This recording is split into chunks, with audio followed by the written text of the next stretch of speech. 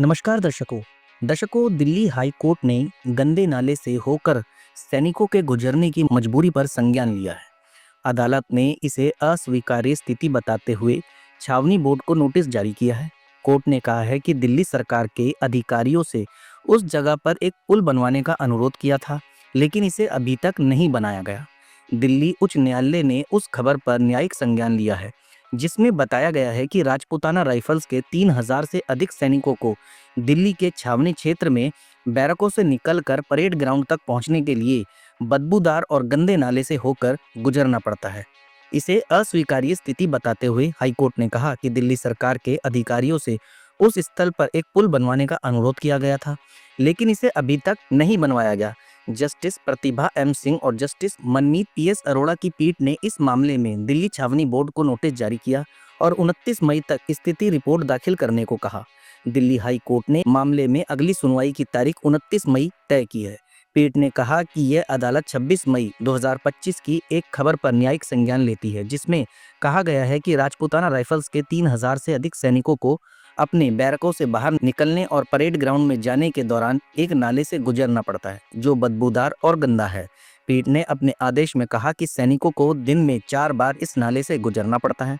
साथ ही बताया कि यह नाला पानी कीचड़ से भरा हुआ है जिसकी कहीं कहीं गहराई कमर तक है। अब बताओ दर्शकों, जो हमारे देश के जवान हैं, जो हमारी सुरक्षा के लिए हर वक्त तैनात रहते हैं, उनके लिए भी अगर सरकार इस तरीके की व्यवस्था करेगी तो क्या होगा इस देश का, क्या होगा उस सैनिक का जो अपने परिवार, अपने बच्चों सभी को छोड़कर इस देश की सुरक्षा के लिए लगा है। उसे भी इस तरह की चीज़ों का सामना करना पड़े तो सोचिए कैसा होगा।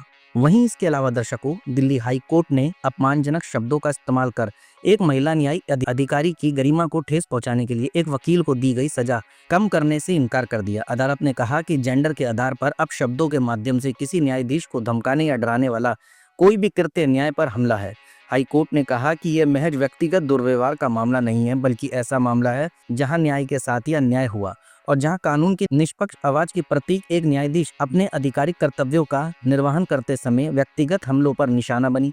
जस्टिस स्वर्णकांता शर्मा ने कहा कि यह अत्यंत चिंता का विषय है कि कभी कभी न्यायाधीश भी लैंगिक दुर्व्यवहार से मुक्त नहीं रह पाते। जस्टिस ने कहा कि जब एक महिला न्यायाधीश को अदालत में एक अधिकारी जैसे इस मामले में एक वकील द्वारा व्यक्तिगत अपमान और निरादर का सामना करना पड़ता है तो ये न केवल एक व्यक्तिगत अन्याय को दर्शाता है, बल्कि यह भी दर्शाता है कि महिलाएं आज भी न्याय व्यवस्था के उच्चतम स्तरों पर भी एक असुरक्षा का सामना करती है। अदालत ने 26 मई के अपने फैसले में आरोपी वकील को पहले ही जेल में बिताई गई 5 महीने की अवधि को सजा के रूप में स्वीकार करने से इनकार कर दिया। हालांकि अदालत ने निचली अदालत के आदेश में यह संशोधन किया है कि सजा एक साथ चलेगी, क्रमानुसार नहीं। निचली अदालत द्वारा अलग अलग सजा को क्रमानुसार चलाने का जो निर्देश दिया गया था उससे कुल सजा अवधि 2 साल हो जाती है। आदेश में संशोधन के बाद 2015 में चालान मामले में महिला न्यायाधीश के प्रति अपशब्दों का प्रयोग करने वाले वकील की कुल सजा 18 महीने तक सीमित रहेगी। दिल्ली हाई कोर्ट ने कहा कि यह अन्याय किसी अन्य वादी या अज्ञात शिकायतकर्ता पर नहीं था, बल्कि यह एक वर्तमान में कार्यरत महिला न्यायिक अधिकारी पर किया गया, वह भी उसकी अपनी अदालत कक्ष के भीतर। अदालत ने कहा कि यह एक ऐसा स्थान है जो सम्मान, व्यवस्था और कानून की गरिमा का प्रतीक होना चाहिए। अक्टूबर 2015 में एक दोषी वकील ने अपने मुवक्किल के चालान मामले को अगले दिन के लिए टाले जाने से नाराज होकर कड़कड़नुमा कोर्ट रूम में घुसकर महिला जज को गालियां दी थी।